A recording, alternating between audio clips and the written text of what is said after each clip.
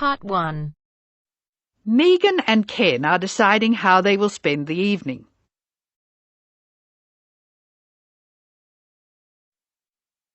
You have some time to look at questions 1 to 7 now.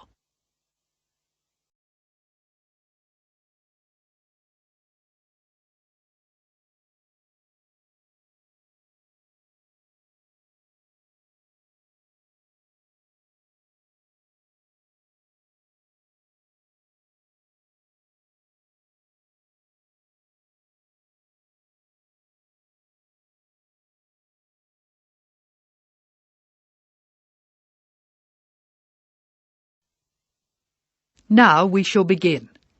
You should answer the questions as you listen, because you will not hear the recording a second time.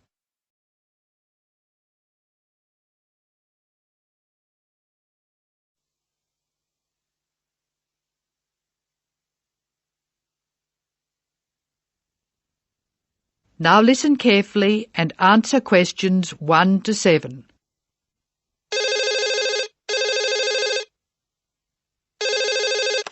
Hello, Megan speaking. Hello, Megan. Hello, Ken. I'm glad you called. Thomas asked me to give you his telephone number. Is that his office number or his home number? I can give you both. His new home number is 9452-3456.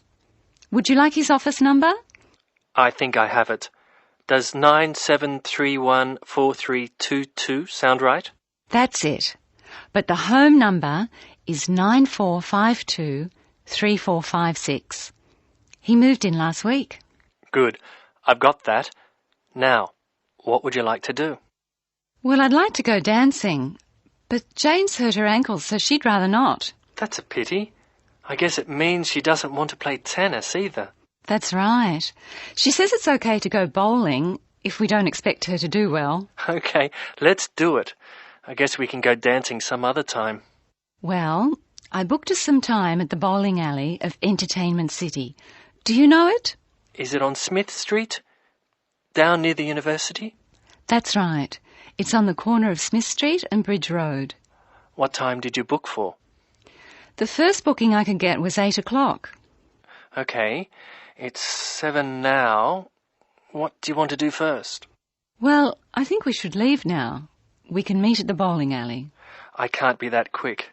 I have to call Thomas to start with, and I need to get changed. Okay, I think I'll leave in 10 minutes and meet you in there. That makes sense. I'll take my car, so I'll be quite quick. I'll be out of here in half an hour. Okay. You're so lucky to have a car. You can get around so easily. Well, yes and no. I often spend ages driving around trying to find a park. The traffic can be very bad. Well, that won't be a problem for me because I'll take the bus. It goes right past my door and I'll have plenty of time. Sounds good. Who else is coming? I think nearly everyone from the afternoon class will be there. Which class? The big maths class or the afternoon tutorial? The maths class. What's more, we get a concession for large numbers. That's good. I'm trying to keep my expenses down this month. So am I. I expect tonight will cost about $20. You must be good with money. I expect it to come to, nearly $40. So how are you going to manage that? Well, the bus is cheap, and if I come home early, I won't have time to spend too much. In any case, I have to be up early tomorrow morning, so I'd really better try to get home by about 11. That reminds me, I have to phone the taxi company for my mother. Goodbye, Megan. I'll see you later. Goodbye, Ken. Ken calls the taxi company.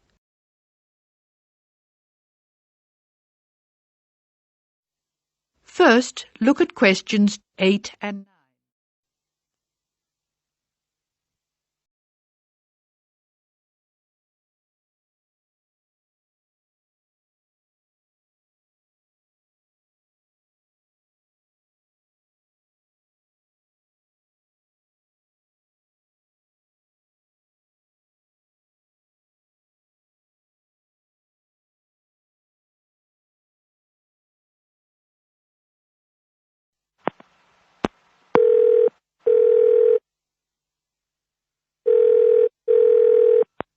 Thank you for calling Acme Cabs. Please follow the instructions on the tape. If you wish to order a cab now, press 1. If you have placed an order previously, press 2. If you wish to make an advance order, press 3. Please be ready to tell us your street number and name. If you wish to speak to the radio room supervisor, press 4. If you want to inquire about lost property, press 5. If you want to order a taxi equipped to carry wheelchairs, press 6. Your call is very important. Please stay on the line for the next available order taker. Hello, I think I left something in one of your cabs on Thursday. It was a brown paper package with an address written on it in green ink. Has anyone handed it in? That is the end of part 1. You now have half a minute to check your answers.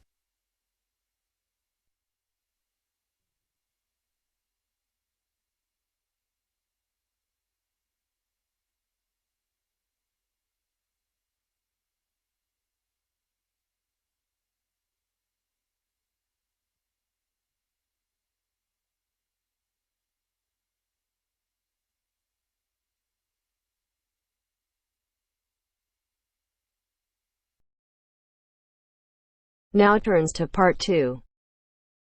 Part 2. You will hear a talk by a tour guide. First, you will have some time to look at questions 11 to 17.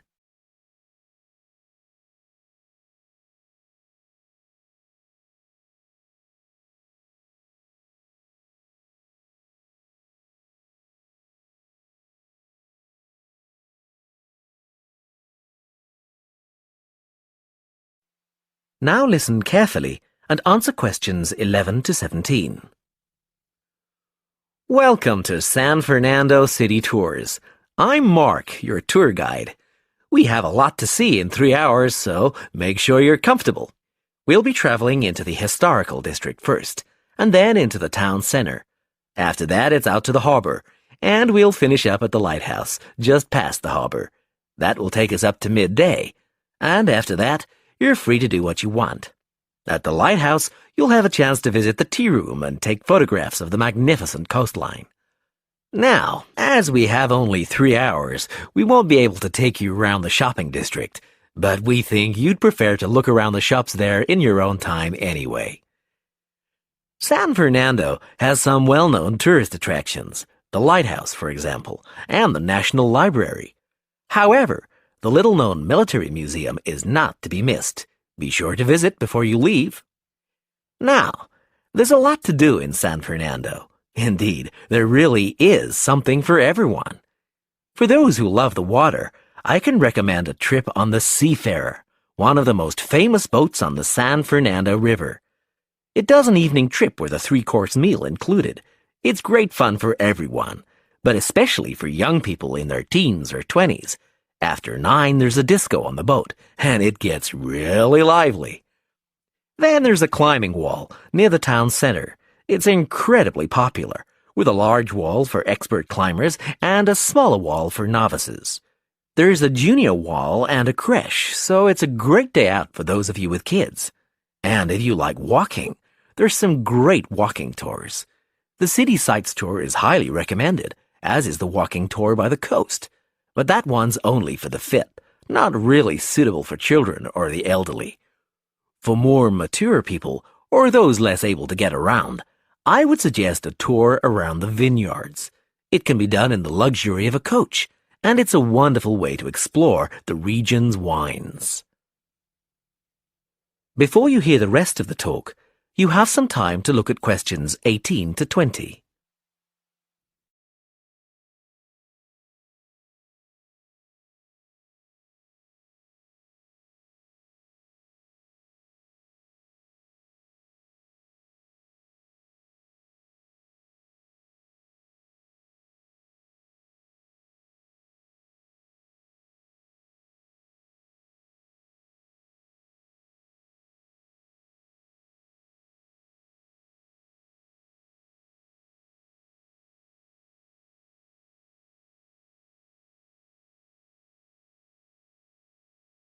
Now listen and answer questions 18 to 20. Naturally, there's a charge for all these attractions, but you can get 15% off if you have an Explorer Pass. If you don't have a pass but would like one, the driver here has application forms. Just ask him for one and fill it out while on the tour. Then you hand it into the tour office. Normally, it costs $10, but this year it's just $7. When you hand it in, you'll get your picture taken for the card on the spot, and then your card is ready to use. Remember to show it whenever you pay for anything. The discounts apply not just to tourist attractions, but some bars and restaurants.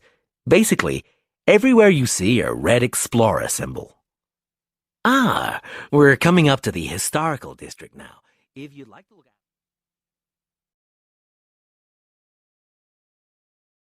That is the end of part 2. You now have half a minute to check your answers. You now have half a minute to check your answers.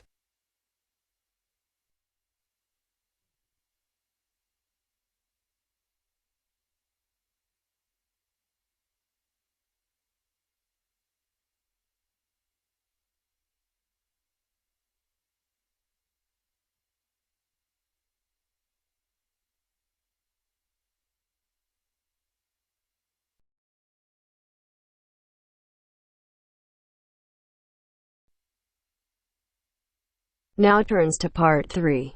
Part 3. You will hear a radio program in which the speakers discuss the importance of looking after old people in winter. First, you have some time to look at questions 21 to 24.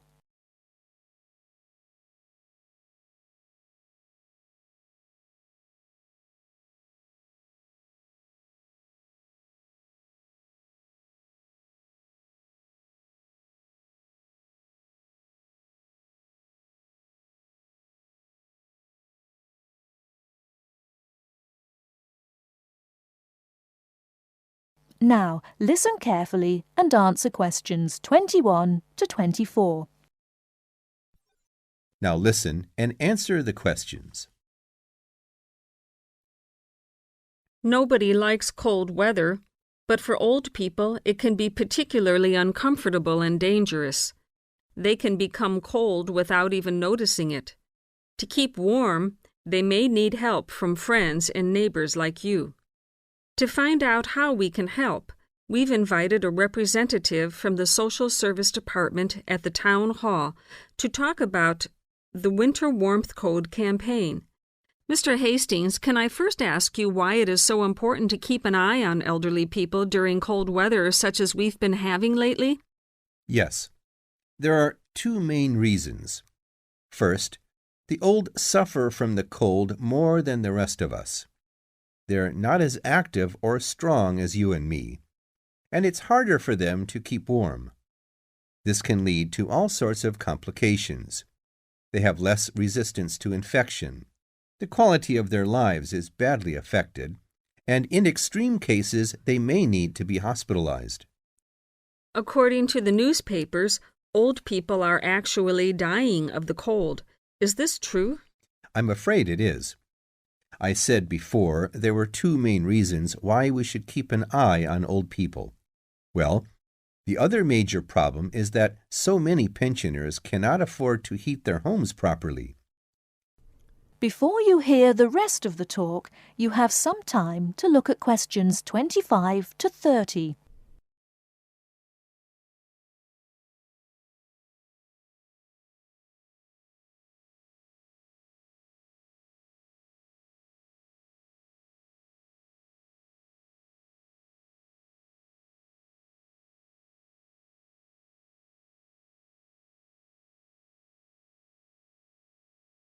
Now listen and answer questions 25 to 30. They may already be living in difficult circumstances. Then, in an exceptionally cold winter such as this one, they may just not have enough money to pay for the extra heating necessary. It seems terrible that in a society such as ours, this should be happening. It is. And what the Winter Warmth Code campaign aims to do is to bring this problem to the attention not only of the government, but of everybody else in society. We all have a duty towards our old people to make sure that they do not suffer in this cold weather. So now to the practical side of things. What can we do to help? Well, we all know someone old, a relative maybe, a neighbor, someone living round the corner. We should adopt that person and make sure that we spare a few minutes every day to check that everything is okay. Make sure, even if the old person is not actually ill, that he or she is not suffering. Check when you go inside that the house or flat doesn't feel cold to you. It's a good idea to try to feel some part of their body, like their face or hands. Old people can become cold without even noticing it, you know. Okay.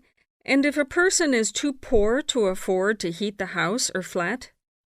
The best thing then is for the old person to live in one room only and to make sure that that one room is warm.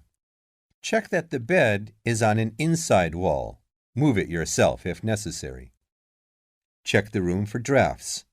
A lot of cold air gets into the room through old windows or badly fitting doors. Is food important? Yes. Make sure that the old person is eating well. You could help by cooking for them or doing the shopping. Remember, a good hot meal a day makes a big difference. Also, make sure that they are well dressed. Old people need to wear more layers of clothes than we do, particularly at night.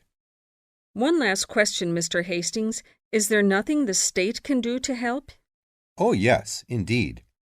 Contact your town hall to find out about local organizations already involved in this kind of work. If there is a local Meals on Wheels service, for instance, you could get your adopted old person on the list. Then, of course, there are also many state benefits which an old person could be entitled to, and which he or she doesn't know about, and which therefore he or she is not claiming.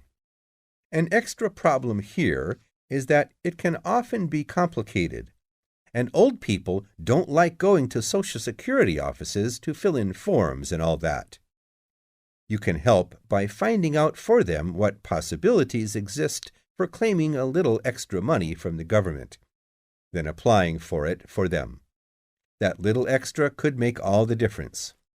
Yes, indeed. Well, Mr. Hastings, thank you for coming in and talking to us today. Thank you. That is the end of part 3. You now have half a minute to check your answers.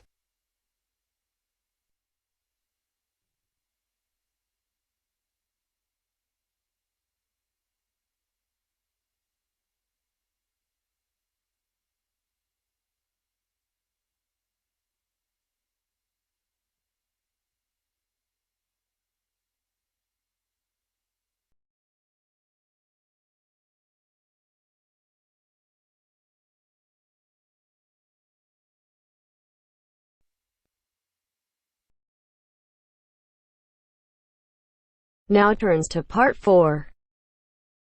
Part 4.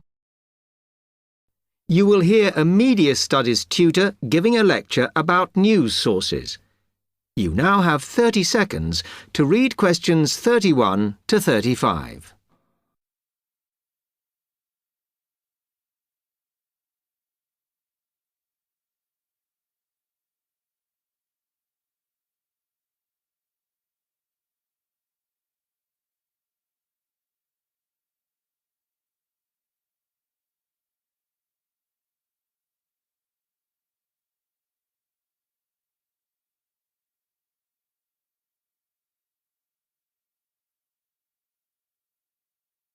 Okay, now many of you will have heard about the predicted death of newspapers as people increasingly access the TV and the Internet for their news.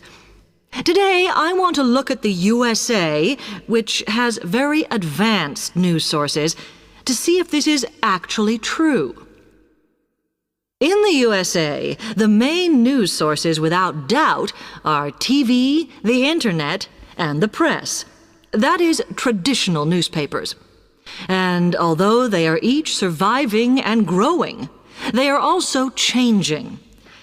Obviously, TV news has been around for a while, and the early evening bulletins when people get in from work are very popular. I suppose we traditionally think of the morning newspaper arriving on our doorstep with the daily news. Interestingly, this is not borne out by the statistics, which show that readership in the U.S. is much higher when people have time to relax, when they're not working, especially on Sundays. The Internet is also a popular weekend activity, but shows no variation with weekday access. So people are using the different sources in different ways. Interestingly, local radio has been hit less by the grip of quite strong local newspapers than by the Internet, which is seen to offer a better regional service. But just because the Internet is seen as the new force in news media does not mean it is dominant. Television has, of course, been global for a while. But now technological changes, which have fueled the rise of online news, have also allowed newspapers to print and distribute editions across the world. In fact, Internet news, which is seen as the big competitor for traditional markets, does not offer that much variety. Often, the sources are the online versions of the newspapers, whereas television, in order to offer something different, has had to come up with a much more mixed bag of reporting, from hard news to light reports on celebrity events. Another issue is reliability. The Internet is virtually unregulated, so anything can be reported there, whether true or not. Journalists on newspapers have fought a long, hard battle to fight intervention and to retain the freedom of the press. Television, however, is seen as critical to political power and has become subject to harsh controls about what it can or cannot say. You now have 30 seconds to read questions 36 to 40.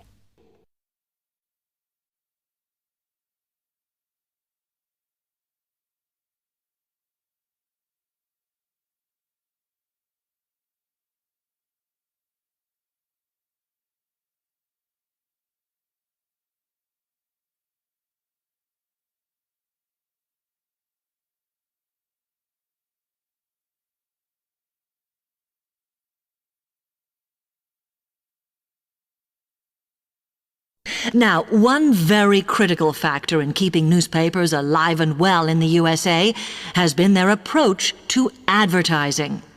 Obviously, newspapers are heavily dependent on advertising revenue, and they have become more and more imaginative in what they offer, in order to make sure that advertisers use them and not other news sources. This has meant that, contrary to popular belief, newspapers now have a significantly higher profit margin than the rest of American industry. So, how have they managed to raise advertising revenue in this way? Well, they have put a lot of effort into developing and maintaining a very strong association with the retail trade. And they've come up with a winner. A critical tool in their sales plan has been suggesting that the adverts they run can have vouchers. This has been enormously effective because they have found that not only do more people buy the paper to get the discounts, but also that this inevitably means much higher sales for the clients who advertised. As well as doing this, the newspapers have also introduced aggressive sales campaigns over the last few years. This has resulted in a significant and continuing rise in the number of advertisers prepared to pay the extra for full-page ads. So, what I would like to move on to